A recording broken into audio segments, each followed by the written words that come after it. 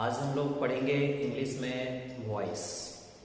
Voice class में आप लोगों को पढ़ाया भी गया है, लेकिन आप लोग को फिर से पढ़ाया जाएगा ताकि आपकी प्रैक्टिस थोड़ी और अच्छी तरीके से हो सके।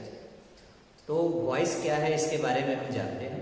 बोर्ड पर कुछ डेफिनेशन लिखे हैं बेसिक में, जिसको आप समझ सकते हैं। Active voice, subject is important, passive work done is important. Active voice जिसको हिंदी में कर्तावाच्य कहा जाता है और पैसिव वॉइस को कर्मवाच्य कहा जाता है, यानी जहां पर सब्जेक्ट का ज्यादा महत्व होता है उस सेंटेंस को एक्टिव वॉइस कहते हैं, और जहां पर वर्क डन यानी जिस पर उसका असर पड़े ऑब्जेक्ट का ज्यादा महत्व होता है उसको हम पैसिव वॉइस कहते हैं। हिंदी में इसको कर्तरीवाच्य या कर्मवाच्य के नाम से भी हम लोग जानते हैं। तो आज डिटेल्स से हम लोग पढ़ेंगे बेसिक तरीका और एडवांस दोनों, ताकि हर लेवल पर आपको काम आए। आपके क्लास 9, 10, 11, 12 या कॉम्पिटिटिव एग्जाम्स में भी हमेशा वॉइस आता है, जिसको जानना बहुत जरूरी है। तो ठीक है स्टूडेंट्स, आज हम लोग स्टार्ट करते हैं। तो आप लोग बोर्ड पर दिए हुए परिभाषा को लिख सकते हैं। इसके बाद हम लोग पहले बेसिक और फिर एडवांस दोनों तरीके को समझेंगे।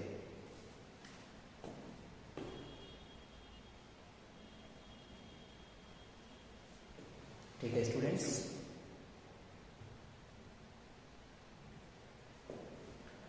अभी हम देखेंगे present indefinite tense. Present indefinite जो कि हम टेंस में पढ़ चुके हैं। तो टेंस के 4 स्ट्रक्चर होते हैं सेंटेंस पैटर्न के अनुसार। सबसे पहले होता है अफर्मेटिव, जिसको हम सकारात्मक कहते हैं। दूसरा होता है नेगेटिव, नकारात्मक। तीसरा यस नो क्वेश्चन या उसको क्लोज्ड एंडेड क्वेश्चन कहते हैं, जिसका जवाब हाँ या ना में दिया जा सके। और चौथा होता है WH क्वेश्चन, या उसी को हम कहते हैं ओपन एंडेड क्वेश्चन, जिसका जवाब हाँ या ना में ना दिया जा सके, यानी जिसके लिए पूरे वाक्य को बोलना पड़े।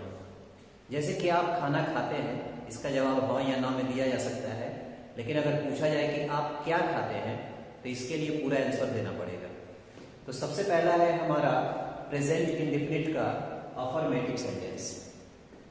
अफर्मेटिव एक्टिव वॉइस में इसका रूल होता है सब्जेक्ट प्लस V1 या V5 और प्लस ऑब्जेक्ट, और पैसिव में होता है object plus is, am, are plus third form of verb plus by या कोई भी एक प्रीपोजिशन।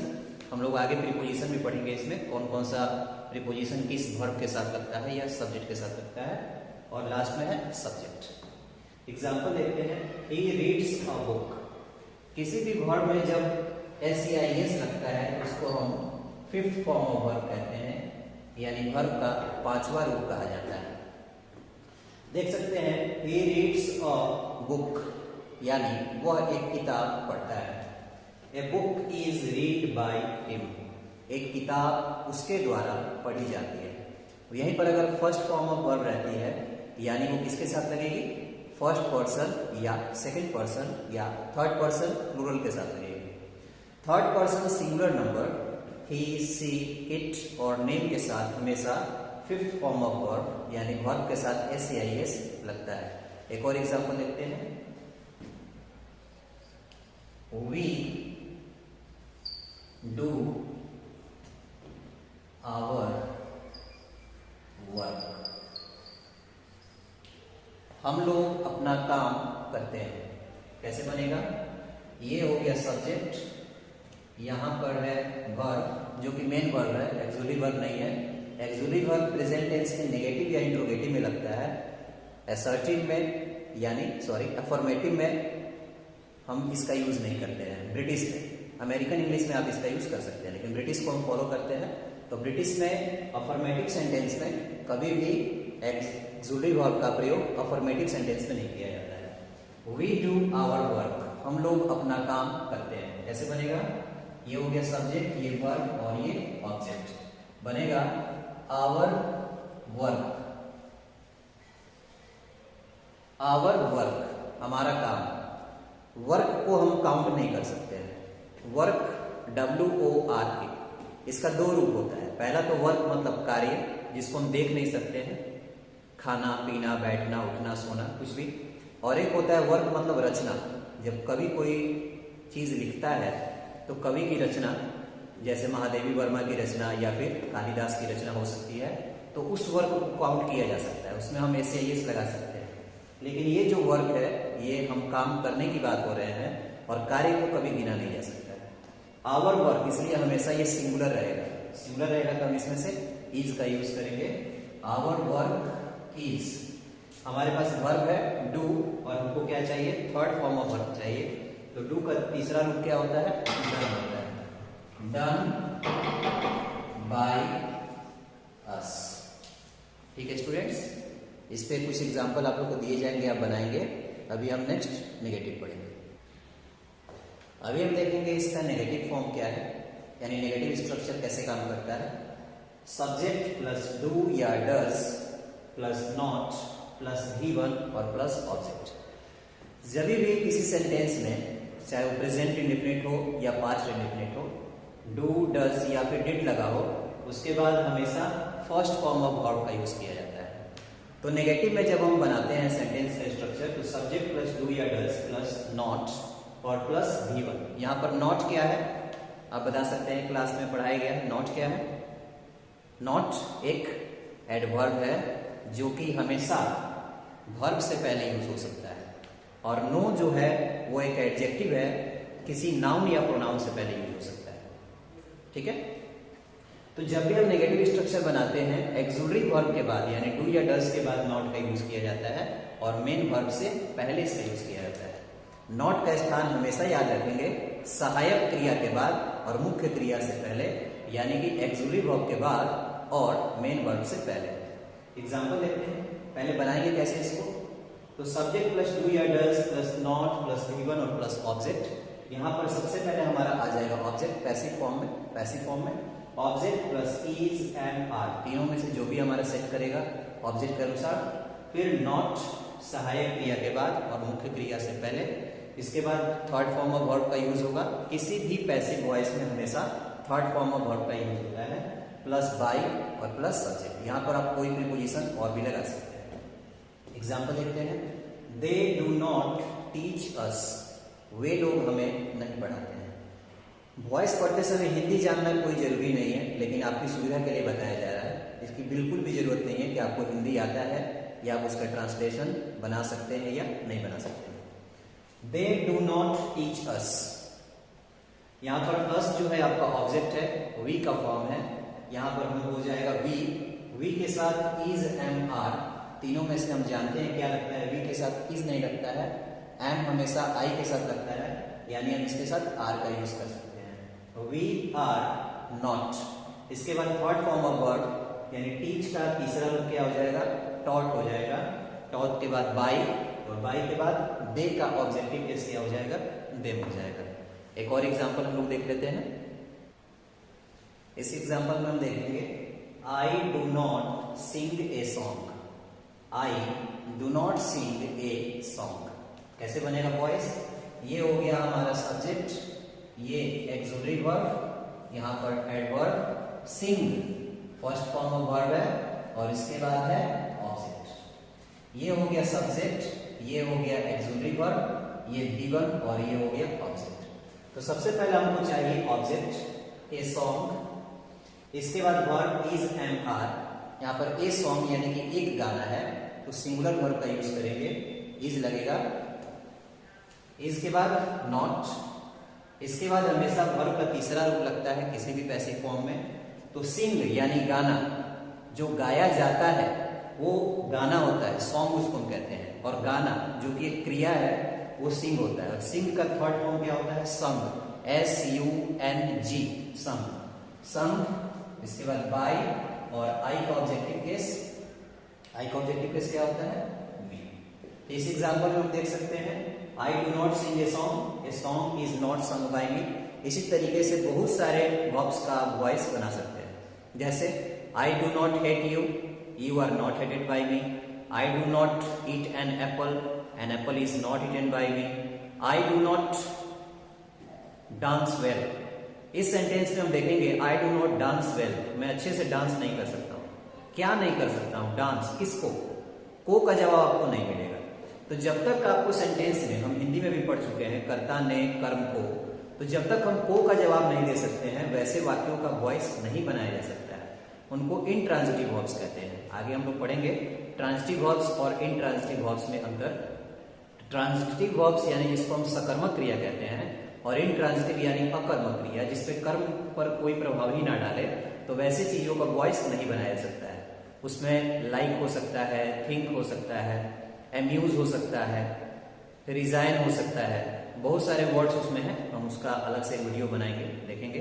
फिलहाल इस क्वेश्चंस को यानी एग्जांपल्स को आप लिख सकते हैं। इसके बाद हम इंट्रोगेटिव स्ट्रक्चर देखते हैं। आप वीडियो को पॉज करके इसको लिख सकते हैं। अभी हम देखेंगे इंटरोगेटिव स्ट्रक्चर। यहां पर इंट्रोगेटिव लिख भी देते हैं। इंट्रोगेटिव का स्पेलिंग आप लोग ध्यान से लिखेंगे, INTERROGATIV।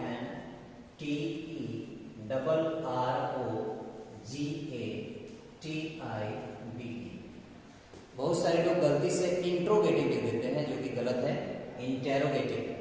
पुलिस जब पूछताछ करती है मुजरिम से, उसको इंटेरोगेशन कहा जाता है, पूछताछ। तो इंट्रोगेटिव में दो प्रकार का स्ट्रक्चर होता है, एक होता है यस नो क्वेश्चन और एक होता है WH क्वेश्चन, जिसका एग्जांपल मैं बता चुका हूं, पहले परिभाषा भी बता चुका हूं।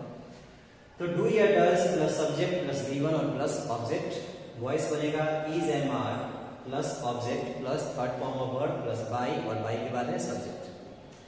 यानी जब हम डू या डज से किसी से प्रश्न पूछते हैं तो उसका जवाब हाँ या ना में दिया जा सकता है। डू यू ईट, क्या तुम खाते हो?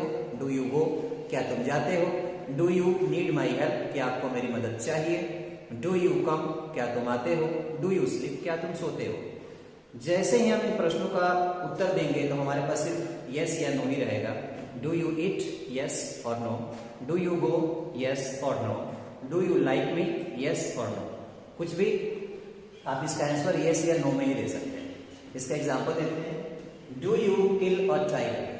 Do you kill a tiger, इसका वॉइस बनेगा ए टाइगर। ए टाइगर सिंगुलर है, इसके साथ हम इज का यूज करेंगे। Is a tiger killed by you? Is a tiger killed by you. दूसरा एग्जांपल है, डज सी हेल्प यू? क्या वह तुम्हारी मदद करती है? तो आर यू, यू आपका ऑब्जेक्ट है और यू के साथ क्या लगता है? आर। तो are you helped by her, क्या तुम्हारी मदद उसके द्वारा की जाती है? फॉर एग्जाम्पल हम लिख सकते हैं, आई डू नॉट चीट, मैं धोखा नहीं देता हूं। I do not cheat you, you are not cheated by me. I do not sing a song is not sung by me। He does not help me, I am not helped by him. ठीक है, तो इस तरीके से और भी examples हम बनाएंगे। अब हम लोग देखेंगे लास्ट जो है हमारा स्ट्रक्चर आज का, वो है WH क्वेश्चन, या जिसको हम ओपन एंडेड कहते हैं। तो आज का लास्ट पैटर्न हम देखते हैं इसमें, जो कि हमारा है WH वर्ड्स यानी open ended questions. WH words plus do या does plus subject plus V1 और प्लस ऑब्जेक्ट, ये इसका स्ट्रक्चर है। और पैसिव स्ट्रक्चर में WH words plus is am are plus object plus third form of word plus by, और by के बाद है सब्जेक्ट। जब भी हम WH वर्ड्स का यूज करते हैं उसका स्थान हमेशा सहायक क्रिया से पहले होता है, वाक्य के शुरू में, तब जाकर वो एक इंट्रोगेटिव स्ट्रक्चर बनाएगा। इस इंट्रोगेटिव स्ट्रक्चर में WH वर्ड जो काम करता है वो प्रोनाउन और एडजेक्टिव दोनों का काम करता है। जब हम उसको वर्ब से पहले यूज करेंगे तब याद रखेंगे उसका स्थान हमेशा वर्ब से पहले होना चाहिए। जैसे ही ये WH वर्ड किसी भी वाक्य के बीच में आता है वो रिलेटिव प्रोनाउन का काम करता है, जो कि सहायक होता है। ठीक है, तो वैसे एग्जाम्पल में लास्ट में क्वेश्चन मार्क नहीं दिया जाता है, वहां पर फुल स्टॉप का यूज होता है। लेकिन जब भी WH वर्ड किसी वाक्य के शुरू में, WH वर्ड कौन कौन से हैं? WH से what, why, when, where, whom, whose और एक हाउ भी आता है। तो ये सारे वर्ड्स WH वर्ड्स कहलाते हैं, जो कि प्रश्न पूछने के लिए काम आते हैं। एक बार फिर से स्ट्रक्चर्स को देखते हैं हम लोग। WH वर्ड्स प्लस डू या does plus subject plus V1 और प्लस ऑब्जेक्ट, और पैसिव में WH words plus is am are plus object plus V3 plus by, और बाई के बाद है सब्जेक्ट। एग्जाम्पल देखते हैं, व्हाट डू यू डू? तुम क्या करते हो? ये हो गया WH वर्ड, ये हो गया सहायक क्रिया एक्सुलरी वर्ब, ये हो गया सब्जेक्ट और ये है हमारा V1 first form of verb है। इसका हमको कौन सा रूप बनाना है, V3 बनाना है पैसिव वॉइस में। व्हाट डू को मैंने चेंज किया इज एम आर में। व्हाट जिसके बारे में हमें पता ही नहीं है, ये ऑब्जेक्ट है यहाँ पर, तो जब हमें इसके बारे में पता ही नहीं है तो ये सिंगुलर होगा, हम इसको प्लूरल नहीं बता सकते हैं। तो व्हाट के साथ लगा ईच, वर्ब का तीसरा रूप डन, डू का तीसरा रूप हो जाएगा डन, इसके बाद बाय और यू का ऑब्जेक्टिव केस हो जाएगा यू। तो what is done by you. एक और एग्जांपल देखते हैं। Why does Mohan beat her.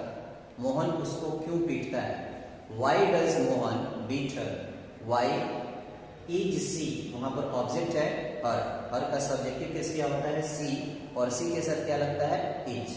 Why is she beat, जो कि आपका मेन वर्ब है पीटना, और बीट का थर्ड फॉर्म ऑफ वर्ब होता है बीटन, बीटन के बाद बाय और बाय के बाद मोहन। इस एग्जांपल में हम लोगों ने देखा कि जैसे जब WH क्वेश्चन बनता है उसका स्थान हमेशा वाक्य के शुरू में होता है, उसके बाद डू या डज आता है, फिर सब्जेक्ट, फिर फर्स्ट फॉर्म ऑफ वर्ब और उसके बाद ऑब्जेक्ट आता है। ये हमारा स्ट्रक्चर है प्रेजेंट इंडेफिनिट, जिसका चारों स्ट्रक्चर आज हम लोगों ने पढ़ा, यानी अफर्मेटिव, नेगेटिव, WH क्वेश्चंस और उससे पहले यस नो क्वेश्चंस। तो इन चारों स्ट्रक्चर्स को आप लोग देखें। नेक्स्ट क्लास में हम लोग इसका पहले एग्जाम्पल्स बनाएंगे। आप बुक से एग्जाम्पल बना सकते हैं, कोई प्रॉब्लम हो हमारे व्हाट्सएप पर या चैनल पे कमेंट में भी कर सकते हैं। तो ठीक है स्टूडेंट्स, आज के लिए इतना काफ़ी है। नेक्स्ट क्लास में हम लोग आगे पास्ट टेंस या उससे पहले प्रेजेंट कंटिन्यूअस, प्रेजेंट परफेक्ट और भी एग्जाम्पल्स देखेंगे। Thank you.